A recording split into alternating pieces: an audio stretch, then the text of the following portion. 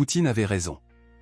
Le président russe Vladimir Poutine a bien raison d'être satisfait et de jubiler, il avait dit et redit, plusieurs mois auparavant, que les États-Unis et tous leurs alliés atlantistes finiront par être confrontés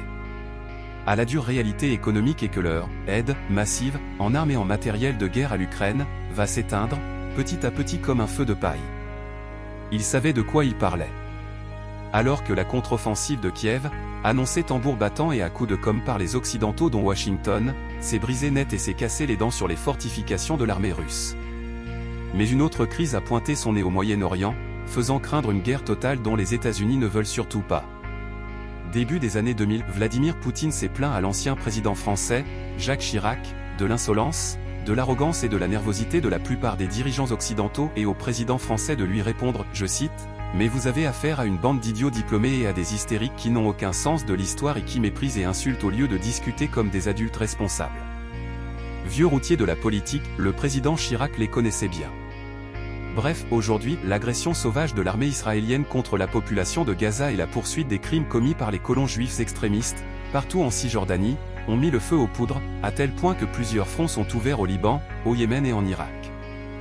Du coup, la fabrique américaine de missiles et d'obus, fournie en priorité à l'armée israélienne pour poursuivre ses crimes de guerre et ses crimes contre l'humanité, au vu et au su de la communauté internationale, commence à s'essouffler et leur arsenal multiplie les alarmes selon lesquelles les efforts ne peuvent continuer indéfiniment.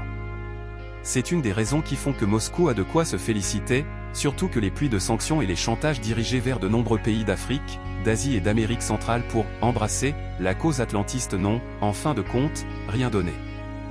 Bien au contraire, en Asie, en Amérique latine et en Afrique, on manifeste avec des drapeaux russes à la main et Moscou est devenu par la force des choses, la Mecque et le Vatican pour la plupart des dirigeants des pays en développement. Mieux encore, le pétrole et le gaz russe continuent de faire fructifier l'économie du pays et la Russie a changé son fusil d'épaule en orientant toutes ses exportations en direction de l'Asie où elle trouve, auprès de la Chine, un partenaire de choix. Pékin qui est en passe de devenir, selon les prévisions de bon nombre d'analystes, la première puissance économique mondiale a besoin, pour cela, d'étendre son rayon d'action aux pays du Caucase et en Afrique. Ainsi, l'aventurisme forcené des Occidentaux et de leurs chefs de films américains dans plusieurs régions du monde devrait conduire à un échec irréversible du complexe occidentalo-sioniste. Avec la guerre en Ukraine, le monde, les 3/4 de la population mondiale, la jungle comme le disait le patron de la diplomatie européenne, Borrell, semble se réveiller d'un interminable cauchemar qui a commencé à la fin de la Seconde Guerre mondiale. Toute chose a une fin, même l'arrogance et le mépris.